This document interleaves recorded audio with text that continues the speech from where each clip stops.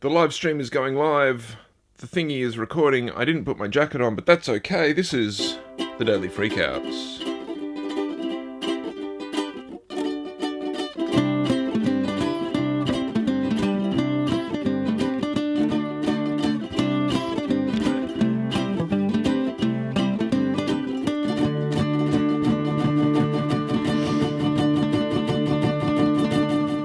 Hello and welcome to the Daily Freakout. Yet another white man turning his lights on. Yet another white man talking directly to camera, recording a podcast. Because what we need more of in this world is a white man's opinion. And especially a mostly straight, middle class, middle-aged, cisgendered white man. I am the anesthetist? No, that's someone who knocks people out. I am the prime example of what is maybe not what's wrong with the world, but certainly I am the demographic causing a lot of the problems. It's one of the things that really annoys me about other men is we are the problem. We white men. Like, I am from the demographic that does the raping and the murdering and the, maybe not the oligarch business problems and stuff like that, but I am part of the problem. Maybe I'm not part of the problem, but it's like when they say, oh, not all men, it's like, yeah, but always a man. And it's so true. It is always a man, and it's usually a white man that looks somewhat like me. And all these other men are ruining it for people like me because I can't go down the street. And obviously that's not the biggest part or the biggest problem in the world at the moment. Obviously the actual things that they're doing is what the problem is. It's not how it affects me. Just to be clear, I am aware that as much as I can bitch and moan about the fact that other white men are ruining it for me, the problems that they're causing are the problems, if that makes any sense whatsoever. And I realised, because I am so, unorganised, I don't actually have my talking points lined up quite as easily and quickly as I was hoping to have. So I've done it yet again where I've screwed up somewhat. But we'll see what we can do whilst I'm still talking to the camera. And of course, the background has changed, blah, blah, blah, blah, blah, blah, blah, blah. If you can do me a favour, I'm going to go straight out of the gate here. If you can do me a favour, go to YouTube and go like and subscribe. Because I'm getting frustrated already, even though I've been barely doing this podcast in any kind of successful way. I am already frustrated with what I've got set up here. The setup's great. Technology that we have in this world is amazing, but I want to update it, improve it, etc., etc. But anyway, Snoop Dogg. Apparently, an article's come out that says that Snoop Dogg has what I'm going to do. I'm going to actually. Let's be very unprofessional, and we'll close the. Oh, we'll just turn that off. See what happens there. Snoop Dogg has. I haven't got it there.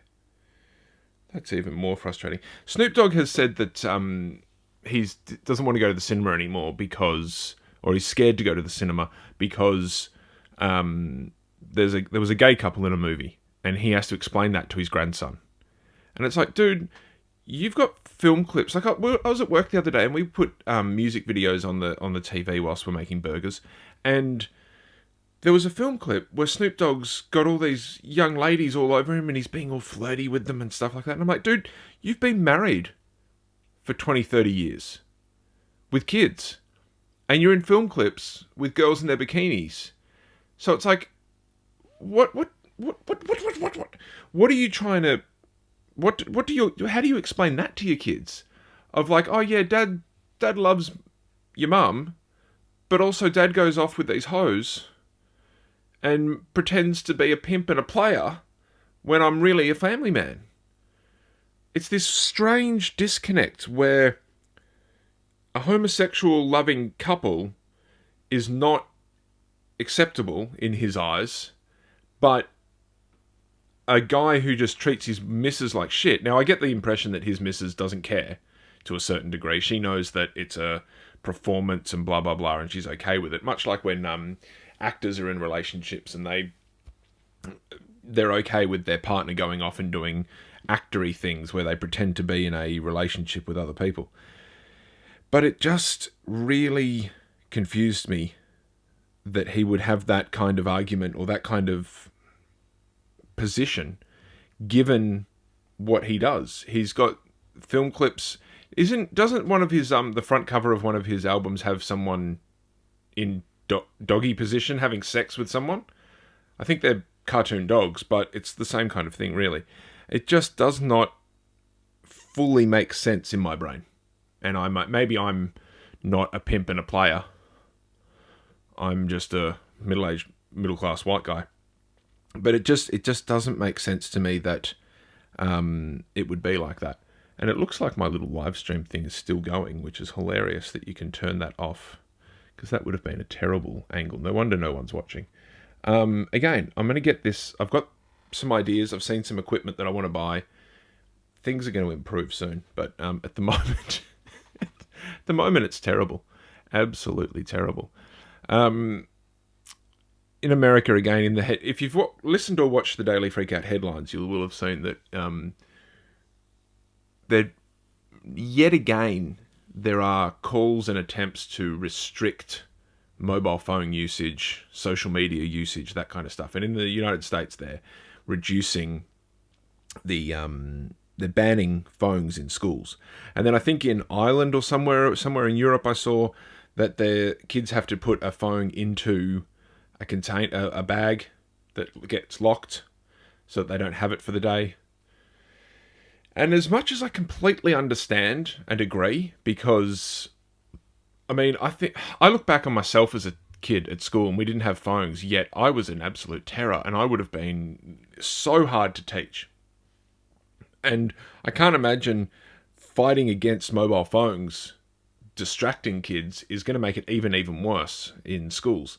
So it makes complete sense to me that people, or that schools and teachers, etc., want to try to minimize that. But again, I've worked in hospitality for the last number of years, and almost everyone, both staff and customers of all ages, of all varieties, will at some point stand there and look at their phone. Phones, and we shouldn't really even call them phones anymore, should we? The term phone really just means pocket computer, because we mostly use them for not phone-related things. Most people have some level of addiction to their phone, have some level of, maybe not obsession, but constant use, because we have an idea and we go, oh, I wonder what blah, blah, blah, blah, blah, and we look it up.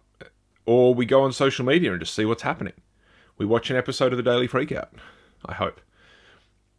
And restricting that in schools,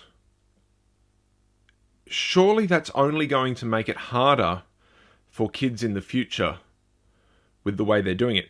Is it possible that teachers need to be changing the way they're teaching and teaching through the phone almost? For instance, the amount of times I watch or see a YouTube video and it's effectively just a school assignment where someone's picked a subject and they've made a presentation. There's what's it called again? Polyphonic? I think it's called Polyphonic. Let me just do a quick... The background is going to change completely here, I think, but... Polyphonic... No, not polyphonic singing. There it is. Polyphonic. The background is not going to show this. But anyway, there is a website, a YouTube channel called Polyphonic. Polyphonic. Polyphonic. Check them out. And this guy literally does music-related school assignments. Does a bunch of editing, great graphics, great voiceover, does the research, all that kind of stuff. And it's fantastic. There is actually there's one in particular, well, there's one called Music Concrete. I'm going to press play on that and put it up in the background. And And it does reference my favourite guys, the Beatles. But it's talking about Revolution 9, which was a absolutely crazy Beatles track on the White Album. And this video at 36 minutes talks all about how that came about and what musique concrète is and the art form and all that kind of stuff. And it's absolutely fantastic. But it is effectively a presentation for, like, it's a school presentation. It's like a speech or a thing. Maybe what schools and teachers should be doing is teaching kids how to do, a bit of Charles Manson there, teaching kids how to use computers and use their phone and stuff to benefit them. Show them that you can look stuff up on your phone, but just getting Google to tell you something isn't enough. You need to get Google to tell you, and then you need to find other sources, etc., etc.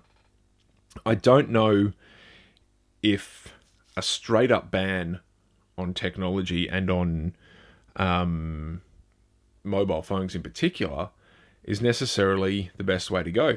Another example is that here in Australia, I think in September, I think it is, they're going to be banning or restricting kids under the age of 16 or 15 from certain social media, which then just brings in a whole bunch of restrictions in terms of you have to prove that you're over 18 or over a certain age in order to go on the internet and use certain websites. As someone who, from a relatively young age, was searching up the most obscene stuff and disgusting stuff, if anyone remembers Rotten.com or Style Project or anything like that, I don't think it's necessarily that bad that we have a relatively safer exposure to some of these things. For instance, I would, of course, not want to be exposed to some of the death and murder and stuff like that I saw on the internet at a young age. I wouldn't want to see that in real life. But seeing it on the internet, where I can sort of look at it objectively and say, well, this is a reality, this is something, people do die, people have these kind of things happen. I'm maybe that's an okay way to be exposed to that kind of stuff for some people. I don't think it necessarily hurt me terribly bad to see some of the shit that I saw back in the day. Maybe it did. Maybe it contributed to my nihilistic, anarchist viewpoints or beliefs in life. Who knows? Maybe. But I don't know if it's necessarily the worst thing ever. But at the same time, if I was a parent, I would be thinking the same kind of thing. I would be trying to restrict the amount of exposure that my kids had on the internet. Absolutely. Because it's worrying to think that your kids can... I mean, you look at, what's it called? All the alpha male Andrew Tate type stuff that's on the internet. And you see these young boys thinking, oh, I've got to treat women like shit because they're inferior and we're men and stuff. And it's like, if you don't have a parent and male role model that's doing positive things in your life and you try and seek out other role models, you might seek out and find a bad one. I feel that I spent a lot of my life trying to seek out male role models, and I feel like I found some pretty decent ones. I don't think I found the Andrew Tate style bullshitters and stuff like that. If you want to be a strong man and be a superior gender, then you need to be kind. You don't treat people like shit. That's where my brain went after all the stuff that I got. It's and maybe restricting some internet exposure is a good thing. I know a friend of mine who has a young child is has tried to avoid screens for their child at a young age, and I'm like, I remember saying, oh, that seems extreme, but at the same time, I kind of get it. Like, you can't restrict them for their entire life because we are going to be on screens. We're going to have screens. Screens are part of our life now. But at the same time, let's show them that there is a life without screens. You can go camping and not be looking at your phone the whole time. But if you restrict that in schools to the point where you are not allowed to have your phone at all, it gets to the thing of, well, if I go camping and I've got my phone, I've got a compass, roughly, sort of, depending on reception. I've got maps. I've got potential information. When satellite technology and stuff becomes even better, I'll be able to do a quick scan of a plant, and the AI will tell me, oh, that's this, it's edible, blah, blah, blah. Or that's this, it's not edible. Or that's this, it's good for fire, that kind of stuff. And so those kind of things will be really positive and beneficial. So it's that balance, isn't it? It's the balance of, we need to have, well, we do have screens. You can't avoid screens, but you also don't want to be too dependent on screens, and you want to be able to not have a screen, which is something that I definitely suffer from. I wouldn't call, actually, suffering's a bit extreme, but I find myself constantly with screens, or constantly with a headphone in, listening to a podcast or what have you, and I realise that that's in part to calm the mind down so that I don't start drifting off and stuff like that. Who knows what is going to happen in the future in terms of what media we have, and what technology levels we have to deal with, and will it be a matter of Lost in Space, where Will Robinson has a robot constantly with him? Will you in the future have a robot looking after your child at all times? I have this sort of dystopian idea that in the future we'll barely even have contact with other humans. Imagine a spaceship gets sent into space and it has a child on it that is born via computer IVF type stuff, and then robots and AI raise that child. What kind of human is that going to give us? Who knows? Who absolutely knows? Did that work? I don't know if it worked. I was going to try and play a quick song to go for the middle here, but it doesn't seem to have worked. Typical. Here we go.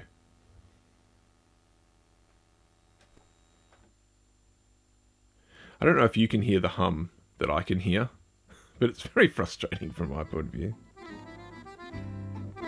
I'm hoping that this doesn't get any kind of copyright strikes. This is Passion. So the YouTube account is Gregory Churchat, accordionist. GREGORYCHAUCHAT. French band for weddings and events is what it says. And I would love to be able to play the accordion like this, but I can play a guitar probably like that. And I would love to be a wedding band duo like this. I feel like that would be a very peaceful, relaxed way to earn $1. Good background music. I love that. This is one of the reasons I love streaming in YouTube, is that 30, 40 years ago, my parents wouldn't have had this option when they were cleaning the house, to listen to this kind of music. They'd only have their record collection. And there's benefits to having just a record collection, but this is fantastic. So go check out Gregory Churchat. I don't know. CHAUCHAT.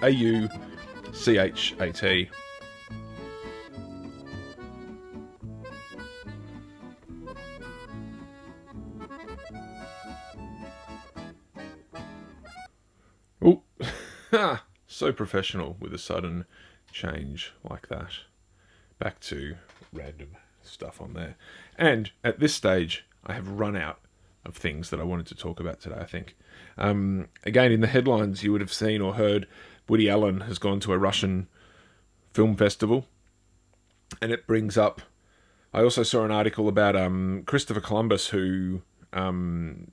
Chris Columbus, who directed the early Harry Potter films. Some of.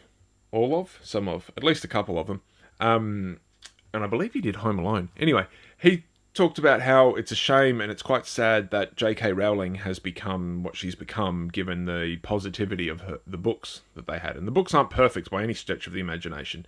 But it's very disappointing to see her go down this very hateful disgusting path. And it brings up the question of separation of artist and art.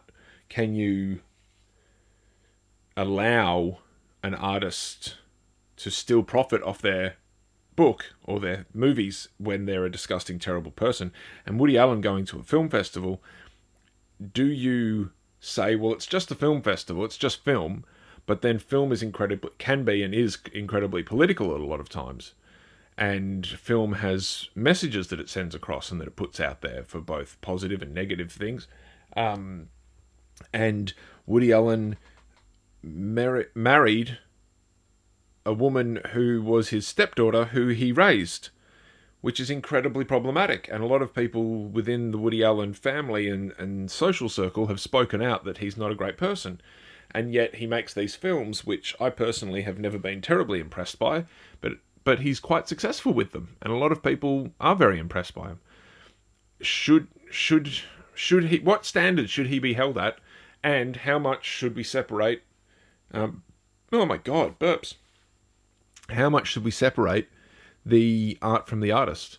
How many artists? Let's talk about YouTube and podcasters, like what I'm trying to do. How do you separate the viewpoints of these things? How do you allow for that kind of stuff? I've stopped listening to Joe Rogan mainly because I found that instead of asking questions, he would start telling people what to say and do. And it just became very, Joe, we don't want to hear the same shit again and again and again. You're not having a objective viewpoint anymore. You're just saying stupid stuff. But I don't think I ever fully aligned with his politics. Probably. I doubt. He never really talked about them that much until it got to Texas, funnily enough. And for a long time, I found that Joe Rogan was a perfectly good podcast host to listen to, because he would have a variety of guests on that talked some absolute silly, wacky stuff and some interesting stuff that made you think and all that kind of stuff. And then you were able to then decide for yourself certain things. You were able to say, oh, I'm going to continue to investigate this person, but I'm not going to worry about this person, etc., etc. How do you separate that? And then the question comes up, what if we listen to a podcast that has an agenda that's trying to push stuff? If you listen to Andrew Tate, maybe you get some positivity out of that, but do you also fall down a rabbit hole of negativity? And if you buy the merchandise or the products from these people, and then they use that money for negativity. For instance, I don't want to give J.K. Rowling any more money. I've got a collection of the books here at arm's reach here, but I've never paid for the movies. I went to the cinema to see them, but I'm not going to buy the merch, and I never will, and I won't in the future, because I don't want her to get my money, effectively. Do we vote with our dollars? I don't know.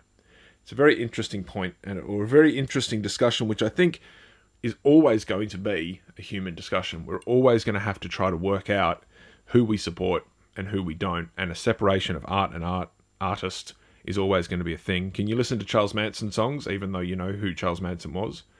Because, I mean, the Beach Boys recorded a Charles Manson song. Do you listen to that? Is that okay? Can you only listen to art if it's by people who are acceptable? For instance, I've got an Al Jolson record. He's in absolute blackface on the front cover of the record. I got it secondhand, so he didn't make, or his estate didn't make any money off it, but should I have that? If you believe that Michael Jackson was a pedophile, should you use his, or should you listen to his music? It's this weird, we don't know what these artists are, we don't know what their political beliefs are. How do we separate them? I don't know. I sort of take it one by one. And it probably, for me, comes down to, do I actually like their stuff? For instance, it's very easy for me to ignore Woody Allen because I don't really care for his movies. They don't normally push me to be that. I'm not that motivated to go see his movies. I am disappointed with Rowling because I quite liked the Harry Potter movies. It's a very awkward one. Like, or not like, comment somewhere about that. What do you reckon? I'd like to know, because I like to get opinions to try and boost my thinking and better understand and get exactly things right in the future. So, until tomorrow, when I hopefully do all this again, this is the Daily Freakout. Thank you very much for tuning in. And I appreciate... Let's do some buttons here. I appreciate the fact that you've tuned in and listened this far. And hopefully, in the future, you will never have to separate me from my art. How much of a wank is it calling this art? I don't know. Please like, subscribe. It all helps, as everyone says. I will hopefully be doing a lot more of these, and they'll get better and better with time. We'll have camera changes, we'll have guests at some point, and all that kind of stuff, and it'll be absolutely awesome. I'm on all the social medias, just Bobby Freakout, do a search. If it's not me, it's most likely an old account, because I've done many of them, and there will be more. Thank you very much. Have a good day. It's Tuesday. Get in there, do some hard work, and then rest up. I'm going to be resting up tonight because I've got a lot of housework to do. And I'll see you tomorrow. Thank you very much. Goodbye.